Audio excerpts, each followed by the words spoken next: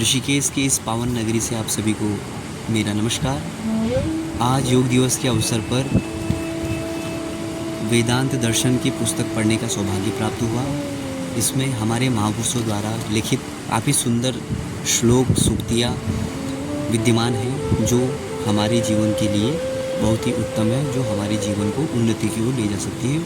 उसमें से एक सुंदर लाइन है जो है सर्वे खलमिद ब्रह्म हो नेह नास्ति किंचन। इसका आशय है सब जगह वह परम सत्ता, वह परम पिता परमात्मा, वह ब्रह्म व्याप्त है।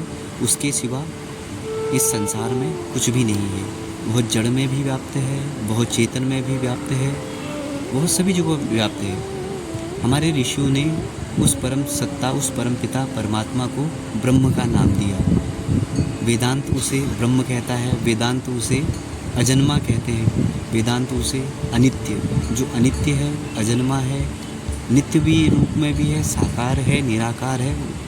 मतलब जिस व्यक्ति का जैसा भाव रहता है वह उस रूप में विद्यमान हो जाता है।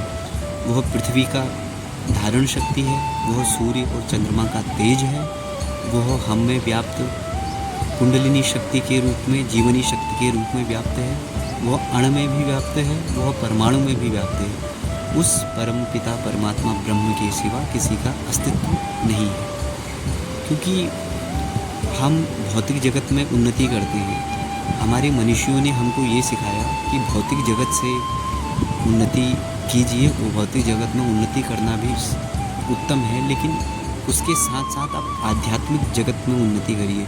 क्योंकि जन्म के बाद और मृत्यु से पहले का जो समय है वो हम सांसारिक जीवन जीते हैं। उस सांसारिक जीवन में हम जो अपने क्रियाकलाप करते हैं, कभी उसमें पुण्य भी होते हैं, कभी उसमें पाप भी होते हैं, और उन पुण्य पाप के बीच में हम उस ब्रह्म का स्मरण करना भूल जाते हैं। हम उस परम शक्ति के बारे में भूल जाते हैं कि हाँ, हमसे ऊपर भी कोई परम शक्ति है जो इस संसार को हमें चलायमान कर रही है। भौतिक जगत में उन्नति के बाद हमारा परम ध्येय यह होना चाहिए कि हम उस परम शक्ति को पहचान सके, उस परम शक्ति, उस परम सत्ता को जान सके कि वह कौन है, उसने हमें यहाँ क्यों भेजा है। क्योंकि जीवन और मृत्यु के बाद, जीवन से पहले और मृत्यु के बाद हम उस परम सत्ता, उस जिसे ब्रह्म के नाम से भी जानते हैं, उसकी शरण में ही जाएंगे। तो मेरा कहने का आशय यही है कि हमें उसके विषय में विचार करना चाहिए, उस परम सत्ता को जानने का प्रयास करना चाहिए।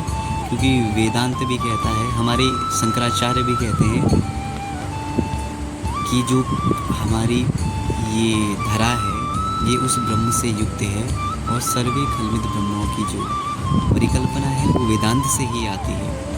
इसलिए आपको उस परम सत्ता का विचार विमर्श जरूर करना चाहिए। सीताराम।